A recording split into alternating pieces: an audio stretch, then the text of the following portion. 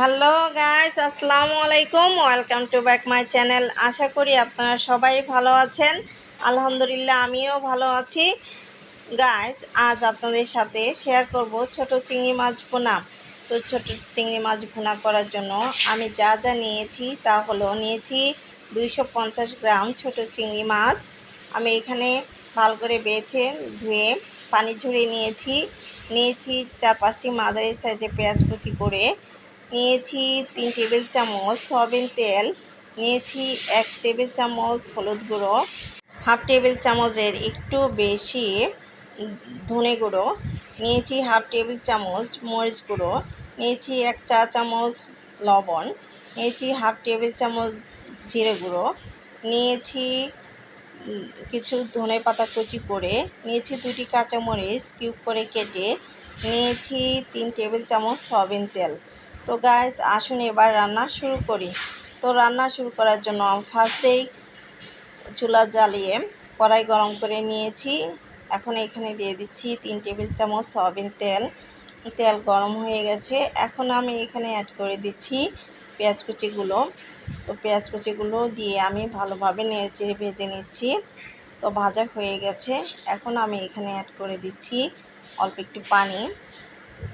তো এখন আমি এখানে দিয়ে দিব 1 চা চামচ লবণ, দিয়ে দিচ্ছি 1 টেবিল চামচ হলুদ গুঁড়ো, হাফ টেবিল চামচ যে একটু বেশি ধনে গুঁড়ো, হাফ টেবিল চামচ মরিচ গুঁড়ো দিয়ে আমি ভালো করে মশলাটি কষিয়ে নেব। তো গাইস, এবার নেড়েচেড়ে আমি মশলা কষিয়ে নিচ্ছি। তো মশলাটি আমার একদম পারফেক্টভাবে কষানো হয়ে গেছে। তো এখন আমি এখানে দিয়ে দিব চিংড়ি মাছগুলো। তো চিংড়ি মাছ দিয়ে আমি ভালোভাবে নেড়েচেড়ে কিছুটা সময় নিয়ে কষিয়ে নিব।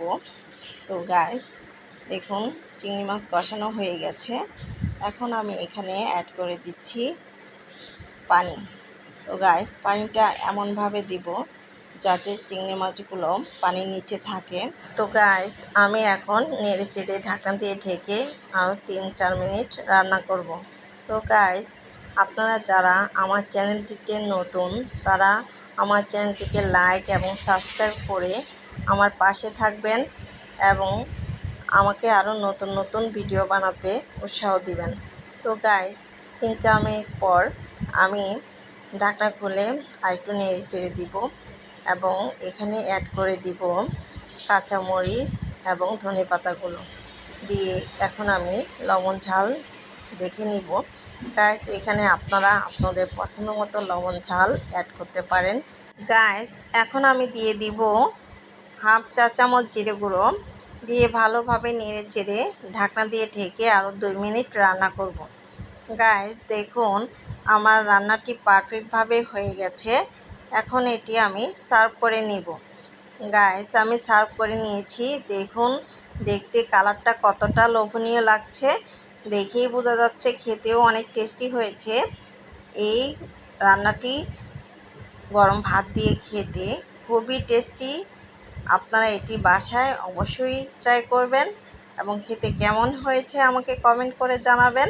তো গাইস, এরকম আরও ভালো রান্নার ভিডিও পেতে আমার চ্যানেলটিকে অবশ্যই লাইক, শেয়ার, কমেন্ট, সাবস্ক্রাইব করে আমাদের পাশে থাকবেন। তো দেখা হচ্ছে আবারও নতুন কোনো ভিডিওতে ইনশাল্লাহ। ততদিন পর্যন্ত ভালো থাকবেন, সুস্থ থাকবেন। আল্লাহ হাফেজ।